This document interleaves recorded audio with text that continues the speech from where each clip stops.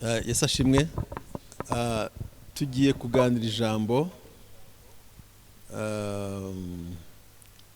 nise kubona ibintu nk'uko Imana ibibona. Kubona ibintu nk'uko Imana ibibona. Kenshi ntabwo tubona ibintu nk'uko Imana ibibona. Tubibona nk'uko isi bibona. Ndetse ntabwo tubona, usibye no kuba tutabona ibintu nk'uko Imana ibibona, nta nubwo n'ibintu tubibona nk'uko biri, ahubwo tubibona nk'uko turi. Imana dutabare cyane mu izina rya Yesu. Ntabwo rwose tujya tubona ibintu nk'uko biri, ahubwo tubibona nk'uko turi twebwe. Imana yacu ihabwe icyubahiro. Ni byiza ko twasaba Imana igakingura amaso y'imitima yacu, tugashobora kubona ibintu neza nk'uko biri. Icyo nicyo Paul yasengeye itorero ry'Efeso mu gice cya mbere umurongo wa 15 kugera kuri 17. Aravuga ngo ndasenga uko nsenze kose kugira ngo Imana y'Umwami wacu Yesu Kristo ibaho umwuka w'ubwenge no guhishurirwa, ibahumura amaso mushobora kubona, muyimenye, musobanukirwe n'amasezerano yaduheza twebwe. Rero natwe Imana itaduhumuye amaso, twakomeza kureba ibintu tutabibona nk'uko bikwiye kuba bimeze, ahubwo twe tukabiha isura runaka ijyanye n'isura yacu.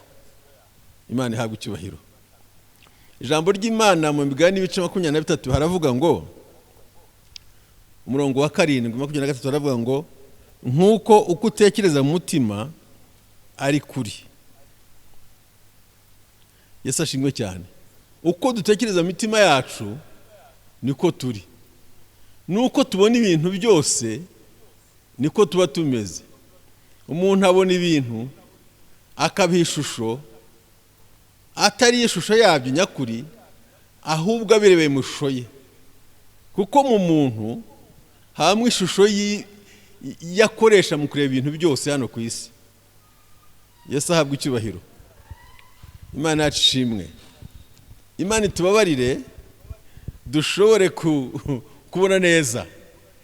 Kuko hari igihe tuvuga ko tubona ariko by'ukuri tutabona. Imana ikavuga itari ko kukibariye abantu bameze kuriya. Yesu ahabwe icyubahiro. Ariko biravuga ngo iyo turebye mu bwiza bw'Imana ngo tubireba amaso yacu adatwikiriwe. Iyo twashatse gushaka Imana mu macu hacu haratwikururwa. Haleluya.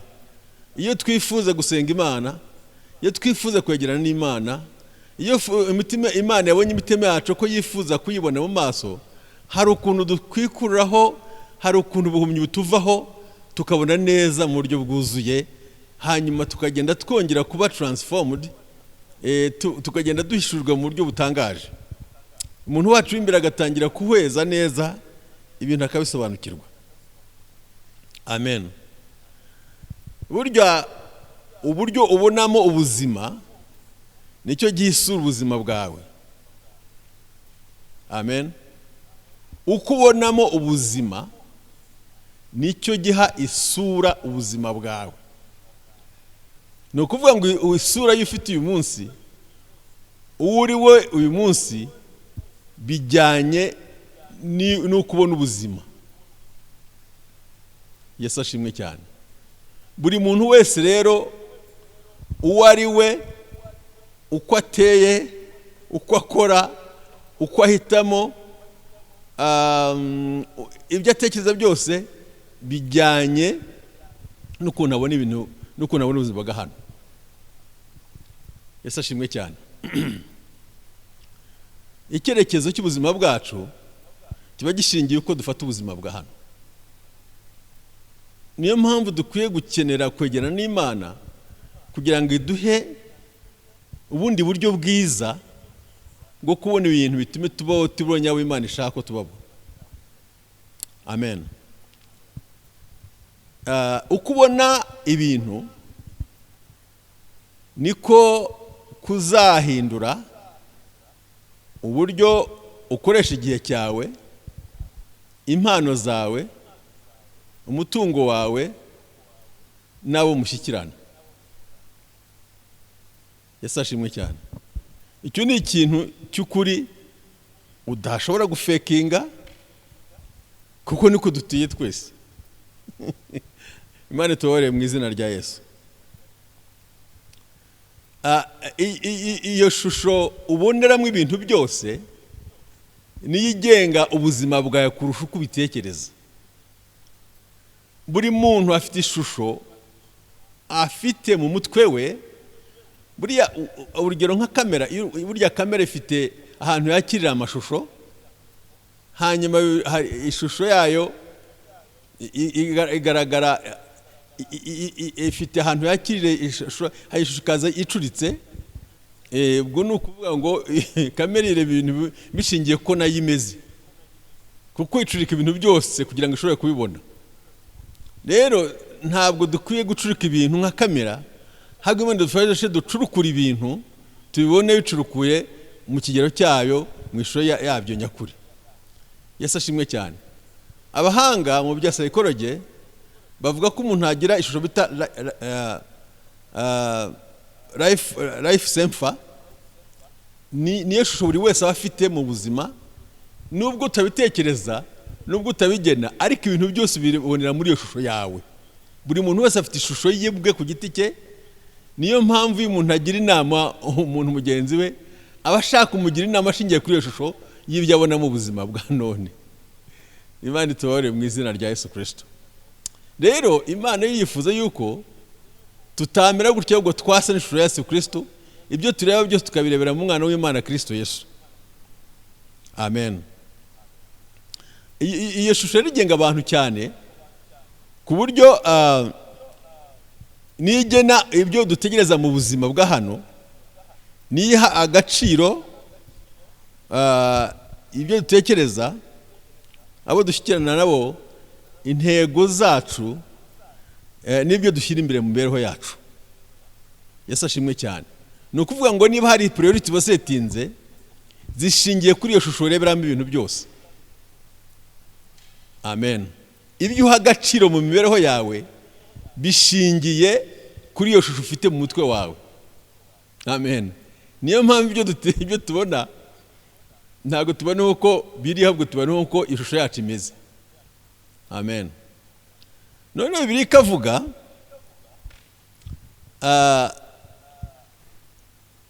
mbese Bibiliya ikavuga ngo ni byiza yuko dukwiye guhinduka. Iyo usomye mu Baroma 12 hari ijambo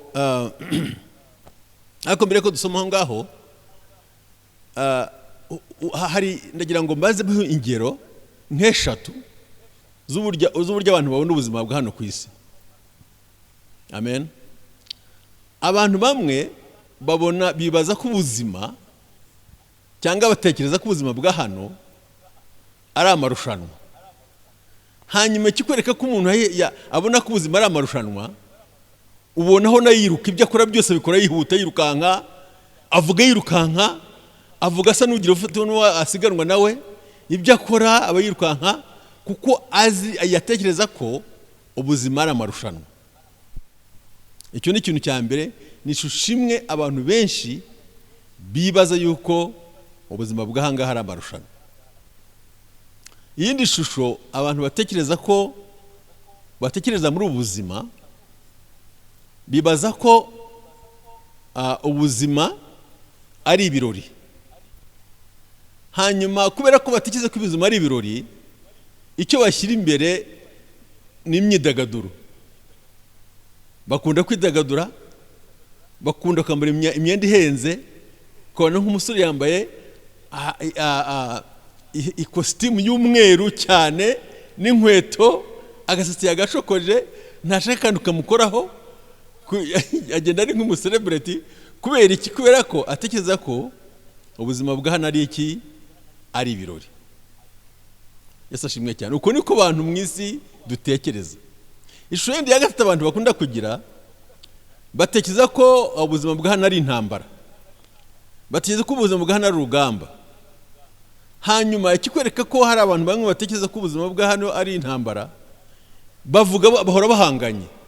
Niyo avuga muganira ubona hari mushaka nko kurwana, ibyo akora ukabona nyine bihinduye intambara, mutagira ibintu mwumvikanye kumva mwaterana ibipfunsi, agahura burakaye ku maso, kuko atekereza ko ubuzima bwa hano ari iki, ari intambara.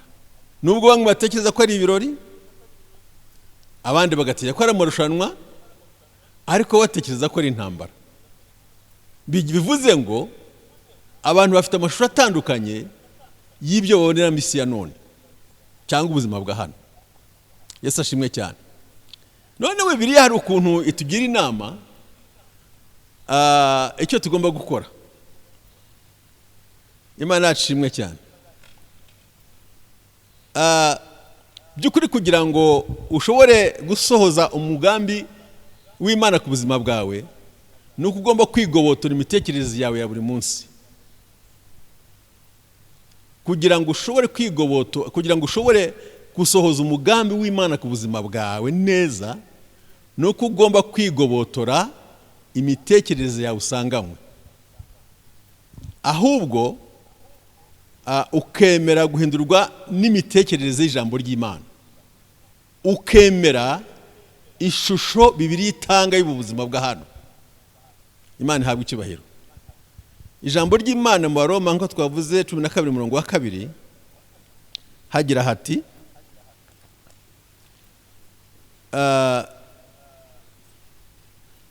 reka tuhasome Abaroma ibice 12 n'umurongo wa 12. Haravuga ngo sorry, let me reach there. Haravuga ngo kandi ntimwishushanye n'ab'iki gihe, ahubwo muhinduke rwose mugize imitima mishya, kugira ngo mumenye neza ibyo Imana ishaka, ari byo byiza, bishimwa kandi bitunganye. Munyemerere nsome undi umurongo ngusome muri Bibiliya yitwa Amplified King James Version. Iravuga ngo conformed to this world, brackets, this age, fashioned after and adapted to its external superficial customs, but be transformed, changed by the entire renewal of your mind, by its new ideas and its new attitude, so that you may prove for yourselves what's the good and acceptable and perfect will of God, even the things which is good and acceptable and perfect in His sight for you. Yesu ashimwe cyane.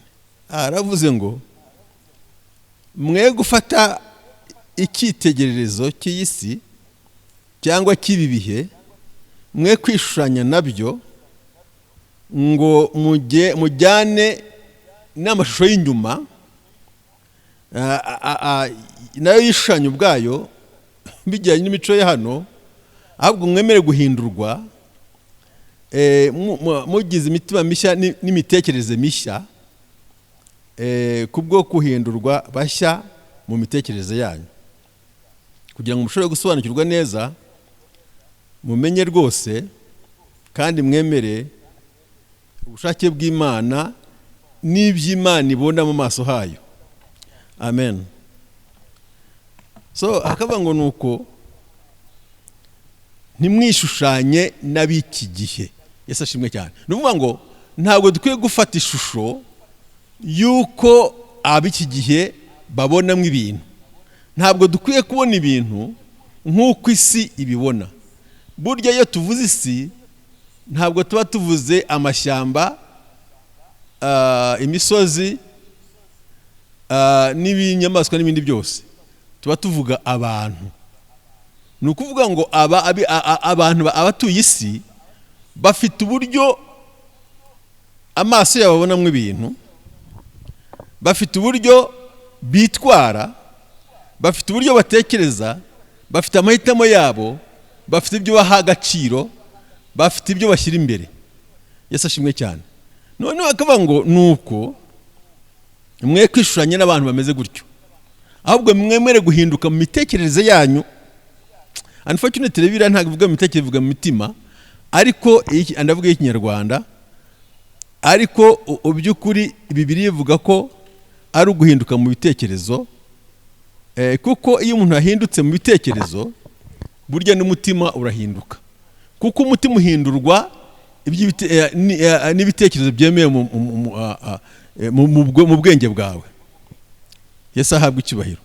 Nabi biravuga ngo mwemere ijambo ryatewe muri mwebwe, ijambo rirabanza rikabibwa mu mitekerereze yacu, hanyuma rigahindura n'imikorere yacu.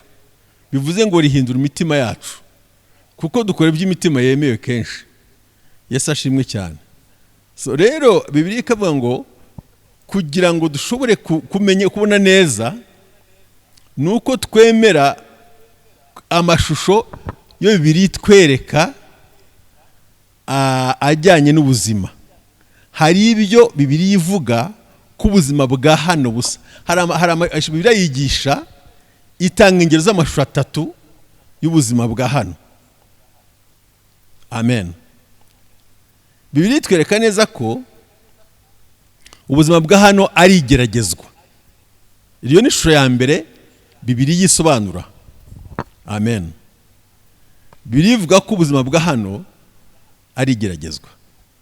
Bivuze ko twebwe abari hano ku isi turi mu igeragezwa. Iyo udafashe neza ishusho ya hano ko uri mu igeragezwa, icya mbere uzasitara, uzanasitaza n'abandi bantu. Amen. Kuko ubuzima bwa hano bugizwe n'igeragezwa. Tubona muri Bibiliya Imana igerageza kwizera kw'abantu, urukundo rwabo, imico yabo, kumvira kwabo, ubunyangamugayo n'ubudahemuka bwabo. Ibyo bisanga ahantu henshi, uturutse kuri Adamu ukagera kuri ba Mose, kuri ba Dawudi n'abandi bose babayeho muri Bibiliya, baciye muri buzima bw'igeragezwa baratsinda. Ndetse Bibiliya iyo ugeze mu gitabo cy'Abaheburayo 11 hakoreka ngo intwari zo kwizera zanesheje kugeragezwa kwaho, ngo rwose ntizanga no gupfa, ngo nayo impamvu Imana itafite isoni zo kubita Imana yabo. Yesu ashimwe cyane.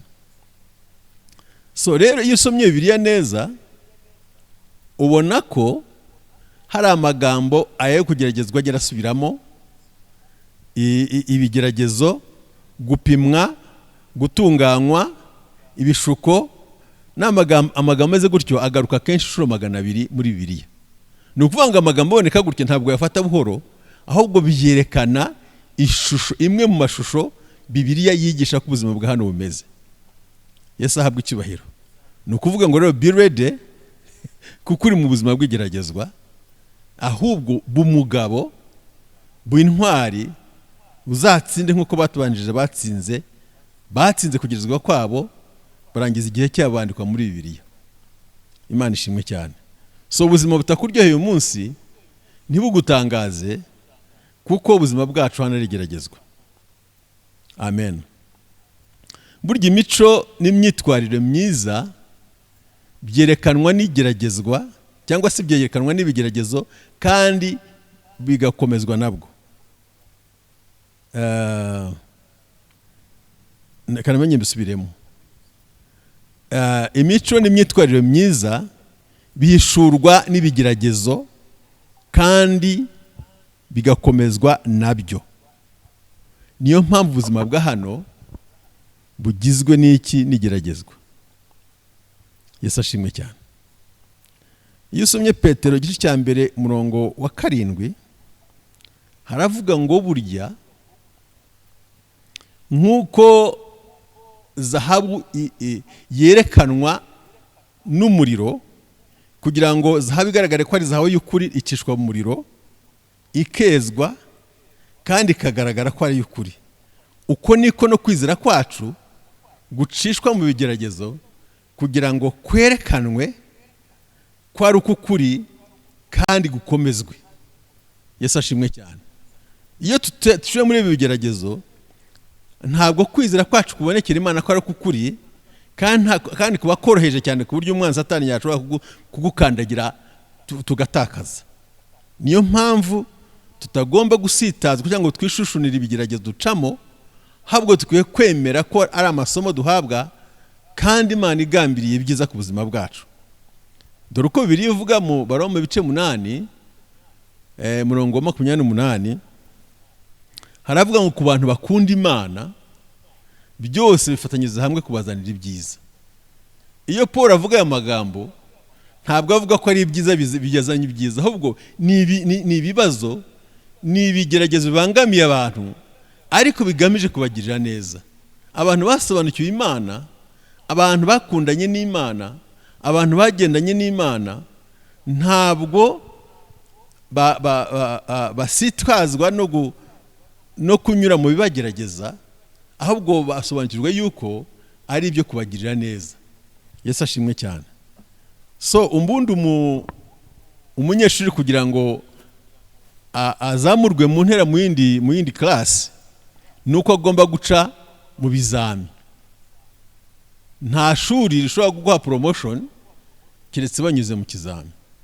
Iyo rero umunyeshuri amenye yuko ikizami gishobora ari cyo kumupromotinga, icyambere nta gihunga, nta gikwepa, ahubwo arakinezererwa akakinyuramo kuko bazi ko ari kigamije kumugirira neza. Imana ishimwe cyane. Rero bavandimwe inshuti zacu, uko ibihe turimo gucamo nibyo kutugirira neza, si byo kutugirira nabi.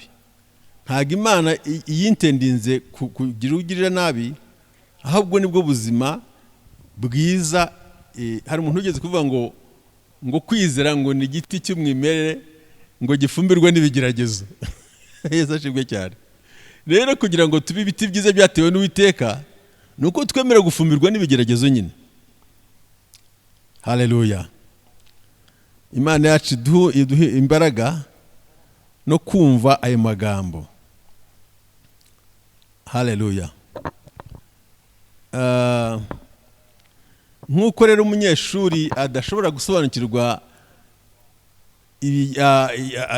ibizami azahabwa uko biba biteye, niko natwe tutasobanukirwa ibigeragezo tugomba gucishwamo. Ariko iyo turebye ibintu, iyo turebye muri Bibiliya, hari ingero zimwe dushobora kugerageza kureberaho.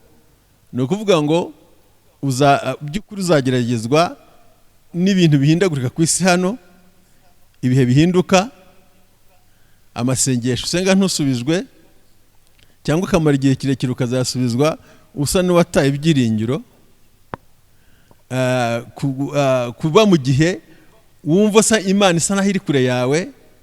Ibyo ni ibintu byinshi bitandukanye tujya duhura nabyo mu buzima. Yesu ahabwe icyubahiro. Ndetse no kuba wabeshyerwa bakagusebya urengana, cyangwa ugahura n'ibibazo bidafite impamvu. Kenshi ibi ngibyo biba ku bakristo. Ukaba wahura n'ibibazo bisa n'ibigutoteza, ariko uburyo nta n'ugutoteza kuko ahubwo niko buzima bwa gikristo buteye. Ahubwo nakubwira ngo niba nta kibazo ujya ugira, umenye ko nibwo ufite ikibazo cyane. Niba nta kigeragezo ugihura nacyo, nibwo ufite ikibazo cyane.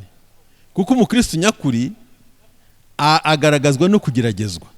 Umukristo ageragezwa aba ari umukristo ufite ikibazo, kuko ashobora kuba atari yaba umukristo nyakuri. Yesu yaravuze ngo mwisi muzahura n'ibibazo, ngo ariko nimuhumure naranesheje. Imana yacu imwe cyane.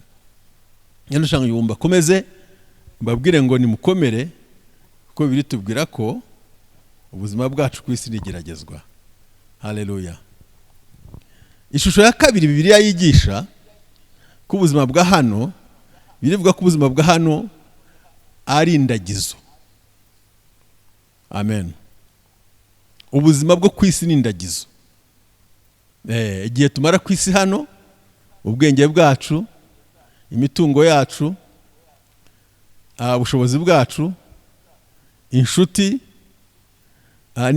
n'impano nyinshi tuba twarahawe n'Imana kugira ngo tuyibikire kandi tuyicungire.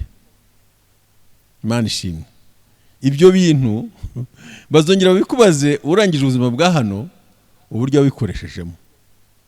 Imana idufashe, iduhe kubitekerezaho kugira ngo tutazicuza turangije igihe cya hano. So kumva neza uwo murongo hari ubusonga ku by'Imana yaduhaye, bidufasha gusobanukirwa nk'ibintu byose dutunze ku isi byose ari umutungo w'Imana. Bibiliya iravuga, iyo usomye muri Zaburi 24:1, iravuga ngo isi no kuzura kwayo n'abayituye n'iby'Uwiteka. Amen. By'ukuri isi twayisanze hano n'ibiyuzuye, turahagera tukabikoresha, igihe kikarangira cyacu tukahava tukabihasiga. Bivuze ngo hari nyirabyo tubisangana tukahava tukabimusigira. Niyo mpamvu tuba dukwiye kubyitwaramo neza nk'abatari ba nyirabyo, habwo turi abacungamari. Amen. Hari umugabo umwe, hari inkuru imwe batubwiye, hari umugabo umwe w'umutunzi yari afite amafaranga menshi. Ngabwira umugore we ati, rero umugore wanjye nkunda, ndakwizera, ariko hari igihe kizagera nkaza gusaba ikintu ukakinkorera. Ati niki? Ati hari igihe kimwe nzapfa, ati nimara gupfa, ati hari amafaranga yanjye kuri konti, uzayashyire mu isanduka yanjye nzaba ndimo, hanyuma njyane nayo n'umubiri wanjye, kuko iyo njye nshobora kuzayakenera. Undi ati, mugabo wanjye nzabigukorera. Aragenda areba na murumuna we aramubwira ati, uzibutse umugore wanjye ntibazampambe badashyize amafaranga yanjye iruhande mu isanduka nzaba ndyamyemo. Undi ati, ntacyo tuzabigukorera. Hanyuma rero umugabo igihe kiragera arapfa. Amaze gupfa, umugore yibuka ko umugabo yamwihanangije ngo azamuha amafaranga yajyane nayo. Umugore aragenda afata ceki, arayandika, arangije ayirambika mu isanduka, aramubwira ati, mugabo wanjye twakundanye urabeho, maze nugira ngo ijuru uzajye kubikuza. Yesu ashimwe cyane. Hanyuma iyo ni inkuru nyine bambwiye, wa muhungu murumuna wa mugabo wapfuye azabwira umugore ati, wa mugore we, ati umugabo yambwiye ibi niba, ati wese we yakubwiye, ati nangire ko yambwiye, ati wagishora amenye ntukore ngo wangize umutungo, ati saba nabazarye kibo uzatungwa n'iki, ati wa kwapfuye ko agiye kuzabura amafaranga uragenda yazaye kubura. Undi ati singe, ati ngenda ngwandikiye ceki azagenda yibikuze. Urumva rero ibintu bya hano bene data bavandimwe, buriya turirushya. Turirushya, ntago ari ibyacu. Ni byiza kubyitwaramo tuzi ko twabihawe. Bibiliya ivuga ngo ariko se ibyo mfite niba mwarabihawe, kuki mwitwara nk'abatarabihawe? Ni byiza yuko twitwara. Ngira ngo yisomye wa Korinto 14 haravuga ngo niba ibyo mfite mwarabihawe, kuki mwitwara nk'abatarabihawe? Rero Imana idufashe tubabarire, dushyire ibintu mu mwanya wabyo rwose. Ibintu tubifate nk'atari ibyacu, tubyitwaremo neza, twe kubipfa na nyirabyo, kugira ngo tutazagira ikibazo. Haravuga ni Bakorinto ba mbere ibice 4:4 bavuga ngo mbese ninde watandukanije n'abandi, kandi icyo mufite mutahawe ni iki? Ariko niba mwaragihawe, niki gituma mwirata nk'abataragihawe? Imana idufashe twe kwitwara nk'uyu mugabo uzi ngo napfa umutungo yarazayijyana n'amafaranga azayajyana.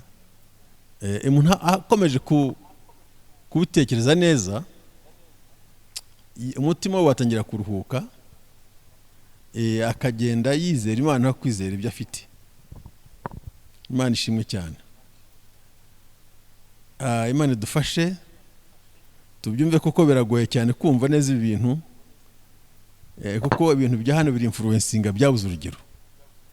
Ibintu byo kuri si biri influencinga, abantu bakabyicanira, abantu bakarwanira icyubahiro, abantu bakicanira imyanya, kandi disi bagapfa bakabisiga. Rero Imana itubabarire mu izina rya Yesu Kristo, twemere kuba abo turi bo, n'ibintu tubifate nk'uko biri bigume mu mwanya wabyo, natwe tugume mu mwanya wacu muri Kristo Yesu. Yesu ahabwe icyubahiro. Umurimo Imana yahaye umuntu wa mbere ni ukwita ku gucunga neza ibyo yaremye. Iyo usomye Itangiriro 2:15, Imana yaremye Adamu, imujyana mu murima wayo, imubwira ibintu biravuga ngo ahangaha ngo imushyiramo kugira ngo awuhingire kandi awurinde. Yesu ashimwe cyane. Iryo ryari igerageza, cyari kigezaga ari igeragezo, kandi cyasaga ari indagizo. Imana hari ikintu yashaka gukora kuri uyu mugabo, yashaka kumuragiza isi yose, ariko ibanza imuragiza akarima gatoya kugira ngo ibone uko byitwaramo neza, hanyuma mu isi yose. Ntabwo ari Adamu wenyine rero, nawe niko bimeze. Nawe ibyo ufite uyu munsi ni akarima gatoya Imana yaguhaye, igerageza Imana rero kuzayibera umwizerwa muri ako gace, kugira ngo nibona wawe mwizerwa izakongere iyindi operation area irenze yo yaguhaye uyu munsi. Adamu byaramugoye, byaramunaniye. Actually Adamu kuntu yabwiwe, yaravuze ngo Imana yambwiye ngo muri uyu murima ibiti byose bemerewe kubiryaho, usibye kiriya giti cyangwa cyo kumenya icyiza n'ikibi. Umunsi wakire no gupfa uzapfa. Iriya shusho cyangwa se kiriya giti cyari symbolic, cyari simbo yo kwerekana ko uriya murima wari uw'Imana. Yesu ahabwe icyubahiro. Ibintu byose arabifungura, abikoresha, na kera agenda aragikoresha. Bivuze ngo ntabwo yari yubashye amategeko ya nyiri umurima. Natwe ibyo dutunze haba harimo ikimenyetso cya nyirabyo. Ikimenyetso cya nyirabyo, nkuko Adamu hari igiti cyari cyarashinganywe muri uriya murima wa Edeni, natwe dufite igiti cyashinganywe mu byo dutunze. 10% y'ibyo utunze ni ikintu cyashinganywe cyerekana ko ibyo ufite byose ni bya nyirabyo. Iyo rero utatira ukagifataho, buryo uvuze ngo nta ibintu ntago ari ibya Imana ni ibyanjye. Ni byiza yuko dusaba imitinga, nyirabyo tukamuha ibyo yadusabye ko tumuha. Ariko se by'ukuri umuntu akuragije inka ze akakubwira ati rwose amata ujye winywera n'inyama ujye wirira, ariko ujye unzanira 10% byo wakuye mu musaruro w'ibyo nakuragije, byakubabaza?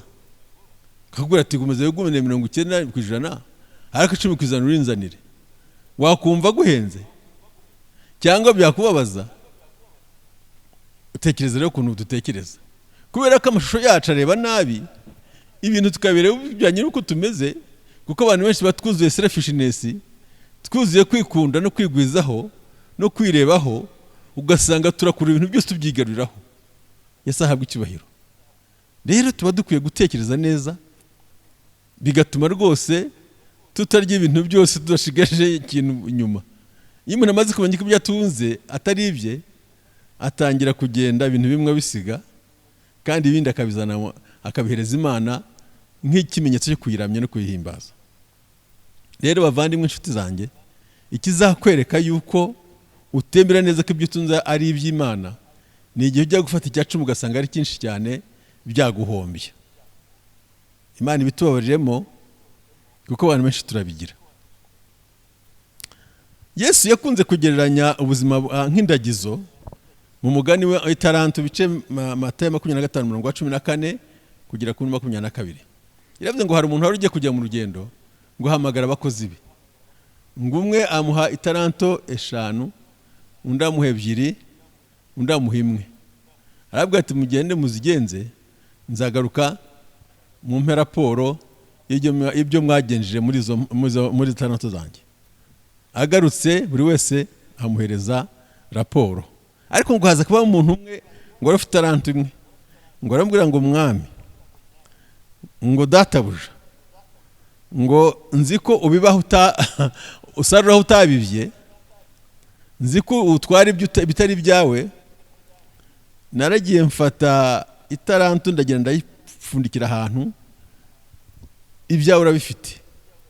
Ngo aravuga ngo wa munyabute we, kuki itarantu yanyu utayiha abagenza kugira ngo ninzaba uzayimpane n'inyungu yayo? Ati mumufate mumubohe, niba uzi ko nsaruho ntabibye, ni ukubera iki wakiriye itarantu yawe, kuki utabyanze cya gihe? Nuko ngo bamujugunye hanze, ngo ko hanze hazabaruza n'abicanyi. Rero Imana itubabarire twe kuzasa n'uyu muntu, twafashe iby'Imana tukabigira ibyacu, cyangwa twagize imitekerereze imeze gutya ko Imana idasaraho itabibye. Wumva ibyo ufite, umurimo ufite kumva n'uwawe, inkazi kumva n'izawe, umushahara kumva n'uwawe, ubuzima kumva n'ubwawe, ntabwo ari ubw'Imana. Kugeza igihe Imana izakubwirira ngo ibyo wari ufite nabyo bizane. Biravuga ngo ufite azongererwa, ariko n'udafite na kindi cyo afite azacyamburwa. Ufite ibintu yazi ko atari by'Imana n'ubuzima bw'Imana yamuhaye, nabwo azabubura. Imana itubabarire mu izina rya Yesu Kristo, twe kugira imitekerereze imeze gutyo. Uko nurangiza ubuzima bwa hano ku isi, nawe uzagenzurwa. Bazakubaza ngo witwaye ute mu byo wahawe, muri za mpano, muri amahirwe, ibi byose buri wese azamurikira ngo Uwiteka ibyo yakoze. Yesu akongera akavuga ngo niba mudakiranutse mubikijwe ubutunzi bubi, ninde uzababitsa ubutunzi bwo kuri? Niba mutakiranutse mubikijwe iby'abandi, ninde uzaho ubutunzi mwitegekaho? Aravuga ngo arangiza atanga inama, avuga ngo ubutunzi bubi mubushakishe inshuti, kugira ngo nibushira bazabakire mu buturo bw'iteka. Icyo ni cyanditswe usanga muri Luka 16 kuva ku murongo wa 9 kugera kuri 12. Yesu ahabwa icyubahiro. Ese muvandimwe wakubaza, ubundi uracyatanga icya 10? Niba utakigitanga ntabwo ngiye gutera ubwoba, ariko iki ni ikintu ukwiye kwipimiraho. Ese waba ukiri umucungamari mwiza w'Imana? Byibazeho, nanjye nimyibazeho. Twongere tugarukire Uwiteka, twongere tumugarurire uburenganzira mu bye. Yesu ashimwe cyane. Imana itubabarire mu izina rya Yesu. Aya ni amashusho abiri. By'ukuri ntabwo Imana ibona ubuzima bwa hano nk'igeragezwa gusa, ahubwo Imana ibona ubuzima bwa hano nk'iki, nk'indagizo. Ishusho ya gatatu tugiye kurangirizaho nuko ubuzima bwa hano n'icumbi ry'igihe gito. Amen. Ubuzima bwa hano n'icumbi ry'igihe gito. Ndagira ngo dusome icyanditswe Yakobo 4:14. Turasoma kico imirongo nk'itatu, kuko this is a serious issue. Yakobo ibice 4 umurongo wa 14a, cyangwa dushobora no kuyisoma yose. Imana idufashe mu izina rya Yesu.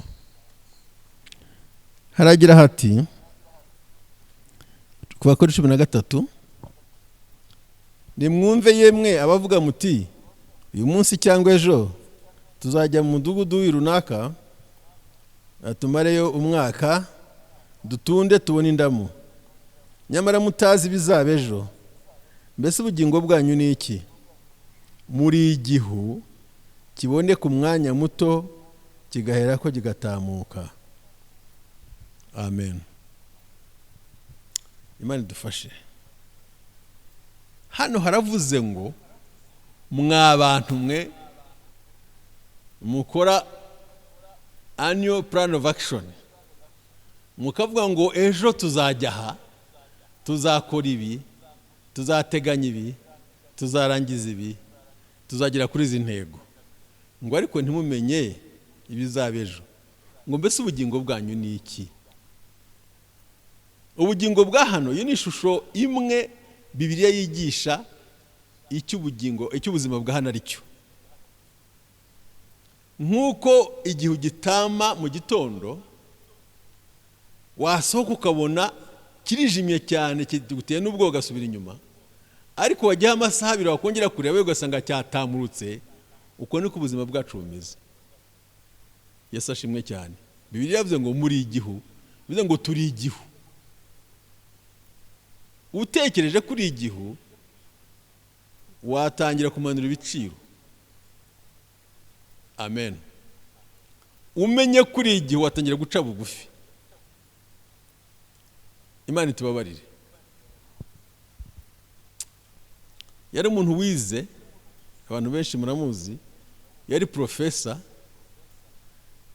yari umuntu igihugu cyubashye, ndetse batubwiye ko umunsi umwe His Excellency yamwapointinze kuba umwe mu bantu bashinzwe imwe sector ya mining, asohoka kuri yellow paper. Abantu basohoka kuri yellow paper bakomeye bafite profile yo hejuru kuko bazwi bukuru. Noneho yari umuntu wanditse ibitabo, batubwiye ko yari afite masters 8. Umuntu bita professor ari umuntu wanditse ibitabo. In fact nejo batweretse igitabo yanditse. Ariko kubona ko ubuzima bwacu ari igihu, yararaho yikorera siporo, gusa ukuntu yagira cyo aranyera akubita hasi umutwe, ubuzima bwe burarangira, igihu cye kiratamuka. Nshuti zanjye bava n'inkaragara wonyine, ubuzima bwa hano ni igihu. Reka kenshi hari ibintu bidutera n'ubwoba, kandi bidutera ubwoba hari igihe aba ari abantu, ariko ari abantu batamye. Yesu ashimwe cyane. Ni byiza ko tumenye ko twebwe dutamye n'abandi badutamye imbere. Dutamanye twese ku bagenzi bacu, nyamara tujye dutamba buhoro, kuko dushobora gutamuka igihe icyo ari cyo cyose. Amen. Dushobora kuba twatamuruka igihe icyo ari cyo cyose. Imana idufashe tumenye ko ubuzima bwacu ari igihu. Bibiliya hari ukuntu none hari ikindi cyanditswe kiri muri Zaburi 39 umurongo wa 5, katwasome. Haravuga ngo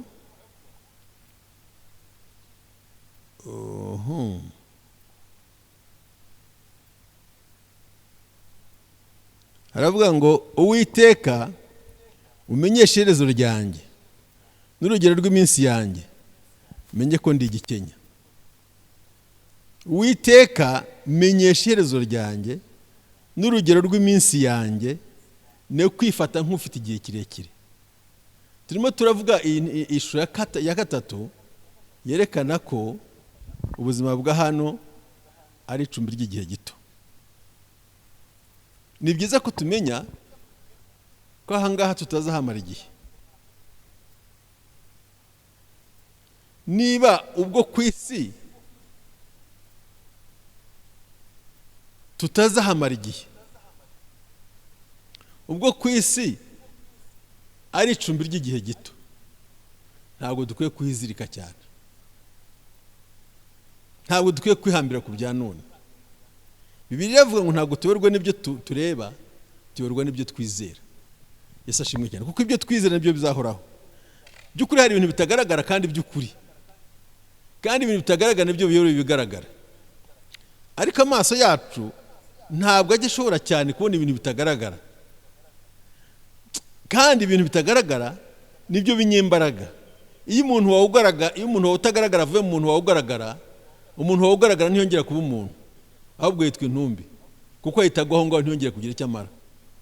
Imana idufashe mu izina rya Yesu Kristo tubone ibintu nk'uko biri.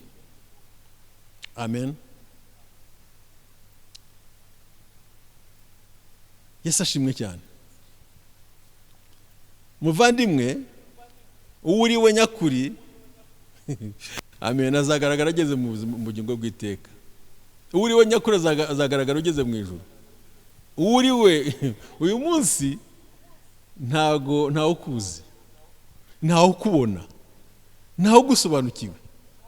Nkuko twavuze ngo abantu barebera ibintu mu mashusho yabo, ariko hari igihe kimwe Bibiliya iravuga ngo we data, iyo usomye mu rwandiko rwa Yohana 3 haravuga ngo we data ngo ntago tuzi ngo nimero y'urukundo rw'Imana ngo rwakimwe twabana b'Imana ngo uko ntago tuzi ko tuzasa ngo ariko niyerekana ngo tuzahera ko dusa nawe.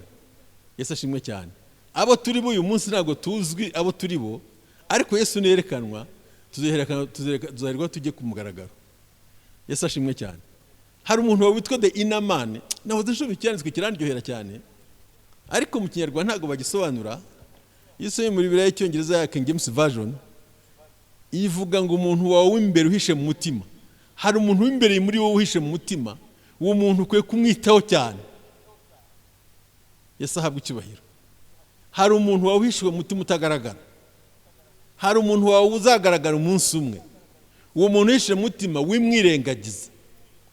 Ukunze kwita ku muntu wawe inyuma, kandi umuntu wawe inyuma azakira vuba, ariko umuntu wawe imbere wo ngo uhishe mu mutima azahoraho iteka.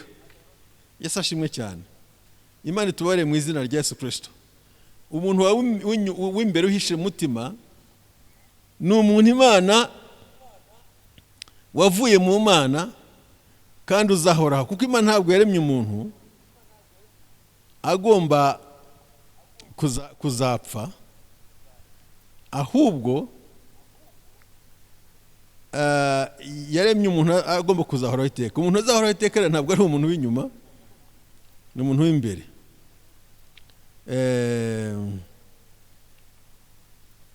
My God. Imana dufashe mu izina rya Yesu Kristo dushobore kubona abantu bacu b'imbere.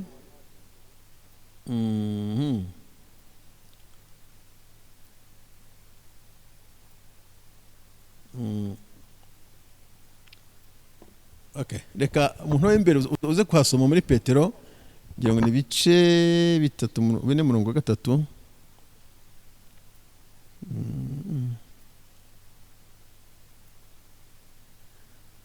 Yene ibice 3:4 se. Yes, ibice 3:4 haravuga ngo murimbo wanyu we kuba uw'inyuma, wo kubaho umusatsi cyangwa uwo kwambara izahabu cyangwa wo gukanisha imyenda, ahubwo uw'imbere uhishwe mu mutima umurimbo utangirika w'umwuka ufite ubugwaneza n'amahoro, ari wo w'igiciro cyinshi mu maso y'Imana.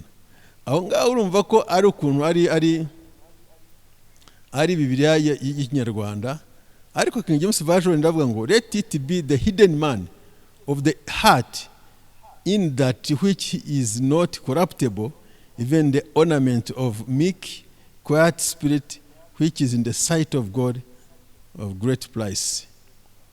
But let it be the hidden man of the heart. Hari umuntu uhishwe mu mutima wawe, uwo muntu ntukamwirengagize, ujye umwitaho kuko ni uzahoraho.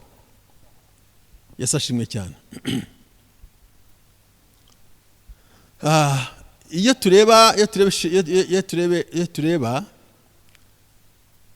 tureshwa n'ibishuko byo muri isi, Imana ibyita ubusambanyi bwo mu mwuka. Iyo tureshwa n'ibintu byo muri isi, iyo wumva abantu muri kino gihe hari ikintu isi yakoze gikomeye cyane. Isi iri attractive ku buryo yakuriye n'itorero, yakuriye n'abakristo, ariko biravuga ngo mwabasambanyi mwe n'abasambanyikazi nimuze ku rukundo rw'isi rukurura kwangwa n'Imana. Ngo iyo dukunze iby'isi tuba twikururiye kuba abanzi b'Imana. Yesu ashimwe cyane. Iyo dukunze isi, iyo turyohewe n'isi, iyo dukunze kuba muri isi, tukumva idukurura, tukumva tuyifuza, tukumva dushaka kuyigotomera, ubwo ngubwo tuba dufite akaga. Ni muri Yakobo igice cya 4:4 avuga ngo yemwe mwabasambanye namwe basambanyikazi, nimuzi yuko ubucuti bw'isi butera kwangwa n'Imana. Nuko rero umuntu wese ushaka kuba inshuti y'iby'isi aba yihinduye umwanzi w'Imana. Yesu ahabwa icyo. Imana tubabare mu izina rya Yesu Kristo. Twese dukunda kubona ibintu byiza, twese dukunda kugera ku bintu kugera ku iterambere, ariko hano haratubwiye ngo we have to be careful. Tugomba kuba this is an warning to every one of us. Tugomba kumenya yuko ubucuti bw'isi bushobora kuzatuwiningira ubwanzi bw'Imana. Yesu ahabwa icyubahiro. Turi muri iyi si tuyiha umwanya wayo, n'Imana tuyiha umwanya wayo. Kuko kenshi Imana ibona ubutunzi bwa none nka mukeba. Imana ibona ko abantu b'isi baramye ubutunzi. Iyo tugenda tugira passion y'iby'isi rero, Imana ibona yuko twayisimbuje iyindi Imana yitwa Mammon. Ibyo rero tubitekerezeho, kuko isi ya none iri influencinga mu buryo butangaje. Birivuga ko turi intumwa mu kimbo cya Kristo Yesu. Ndagira ngo mbabwire, tekereza nawe, igihugu cyawe kikohereje kuba intumwa mu gihugu cy'umwanzi. Hanyuma kuko ugomba kuba muri icyo gihugu kwiga umuco waho, ukiga ururimi rwaho, ugatangira gusabana n'abaho. Hanyuma igihe cyagera ukaryoherwa n'igihugu cyawe, ukagikunda cyane kurusha uko ukunda igihugu wakomotseyo. Ugakunda icyo gihugu cy'umwanzi cyane kurusha uko ukunze igihugu cy'iwanyu. Aho waba utakiri mu nshingano zawe nk'umwambasaderi cyangwa se nk'intumwa y'icyo gihugu, ahubwo waba uri umugambanyi ndetse n'umwanzi. Yesu ahashimwe cyane. Ikibabaje cyane nuko abakristo birivuga ko ari intumwa mu cyimbo cya Kristo Yesu, ariko ubona muri kino gihe abantu bakundanye n'isi cyane ku buryo bakunze isi kurusha ijuru. Imana ibona ko ari ubusambanyi, kandi ibona ko ari ubwanzi bw'iki, iboneye ko tuyigambanira. Imana itubare twihane urukundo rw'isi, naho ubundi ijuru turatureba nabi, ndetse n'ibibazo dufite bimwe bituruka ko Imana yadutereye icyizere kubera urukundo twakundanye n'isi. Iyo urebye muri sako za gikristo ukundi ko ibintu bimeze, usanga ari ibibazo bikomeye gusa. Birababaje rero kubona abantu batagikunze ubwami bw'Imana, bakunze ubwami bwa none. Umuntu umwe yaravuze ngo itorero ryagiye mu isi riricara, n'isi yaraje mu itorero riricara. Isi yakiranye n'itorero ryashyingiranwa n'isi, ni uko byarashyingiranywe. Rero nshuti zanjye bavandimwe, twirinde, kuko ubuzima bwa hano ni ubw'igihe gitoya. Ubuzima bwacu ni icumbi ry'igihe gitoya. Menya ko neza utari wa hano, utari iwanyu, menya ko ahatari iwanyu. Yesu ashimwe cyane.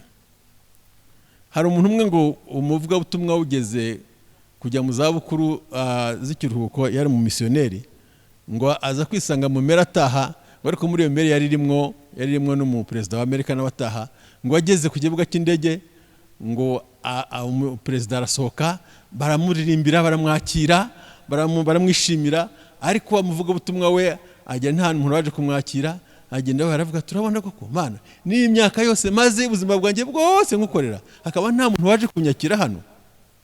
Uyu mupagani bakaba ntabaje mwishimira. Ngo ijwi riramubwira ngo mwana wanjye humura, uracyari mu rugendo nturagera iwanyu. Umunsi wageze iwanyu nawe bazakwishimira. Uyu nguyu yageze iwabo, ariko ahangaha ntabwo ari iwanyu. Nanjye nakubwira ngo ibikugoye ntibikubabaze cyane, kuko ntabwo uri iwanyu, ahangaha uri umushyitsi. Bibiliya yerekana ko ubuzima bwacu hano turabimukira, turabashitsi. Ibyo rero bitubaho byose, impamvu ubona tutaryohewe n'ubuzima bwa hano nuko tutari iwacu. Tuzaryoherwa tugeze mu rugo. Yesu ashimwe cyane. By'ukuri ubuzima bwo ku isi ntabwo buzakuryohera cyane, kuko ntabwo baba designed kuburyoherwa n'isi. Ntabwo uri hano kunezererwa isi, kuko ntabwo Imana y'intende kunezerezwa ku isi. Ahubwo Imana yakuremye kugira ngo winezeze. Numara kwinezeza ku isi nibwo nawe uzanezerwa mu ijuru. Yesu ashimwe cyane. Umunezero wawe si uwa hano, umunezero wawe nuwo mu bugingo bw'iteka. Ahantu habere kugira ngo unezeze Imana, numara kwinezeza nibwo uzarangiza ukajya kunezerwa. Imana idufashe cyane rero. Nukandagira mu ijuru uzatekereza wicuze icyatumye uta umwanya wawe ku bintu bidafite agaciro bizashira. Uzavuga uti kuki nataye umwanya wanjye, imbaraga zanjye, umutungo wanjye mpangayikira ibitazahoraho. Ubuzima nibugukomerera ugashidikanya bikurenze, cyangwa ugatangira gutekereza niba kubaho ku bwa Kristo hari icyo bimaze. Ugiye buka ko utaragira imuhira. Umunsi wapfuye ntago bazagutwara bakuvana iwanyu, nibwo uzaba ujya iwanyu. Ahubwo umunsi wapfuye ntago bazakujyana bakujyana iwanyu, ntago baza bakuvanye iwanyu rada, ahubwo bazaba bakujyana iwanyu. Nurangiza ubuzima bwa hano nibwo uzaba ujya iwanyu. Zirikana kandi wiyemeza yuko isi atari iwanyu, ari icumbi ry'igihe gitoya. Urahari kugira ngo urangize ibyo Imana yagutumye gukora, nubirangiza nibwo uzatangira umunezero. So wibabara cyane, kuko icyambere ubuzima bwa hano ni igeragezwa, icya kabiri ubuzima bwa hano ni indagizo, ubuzima bwa hano ni icumbi ry'igihe gito. Imana igufashe ukomerere muri ubu buzima, wemere kuba intumwa nzima itagomba kuryoherwa n'ibya hano ngo ibagirwe bizakunezeza by'iteka. Imana itubabarire, dufashe twe kuyoborwa n'ibyo tubona, ahubwo tuyoborwe n'ibyo twizera. Imana ibahe umugisha. Reka dusenga Imana. Papa wo mu ijuru, ndagushimiye, nguhaye icyubahiro, ngushimiye kubw'uyu munsi mwami, ngushimiye kubw'ijambo ryawe Papa wo mu ijuru. Gira icyo ukorera abantu bawe Data wa twese. Aya magambo Nyagasani yongere kudufasha, yongere kudushyira ku murongo, yongere kutugarura aho twari tuyobye, aho twari tutannye mwami. Atugarurire mu murongo w'ubushake bwawe, atugarurire mu murongo wo kugukorera, atugarurire mu murongo wo kunezeza ubugingo bwacu mwami. Yesu, twe kwibeshya, ahubwo utegereze ubugingo buhoraho, ko ariho hari umunezero wacu w'iteka. Urakoze cyane w'iteka, ni mu izina rya Kristo Umwana w'Imana uhoraho. Amen.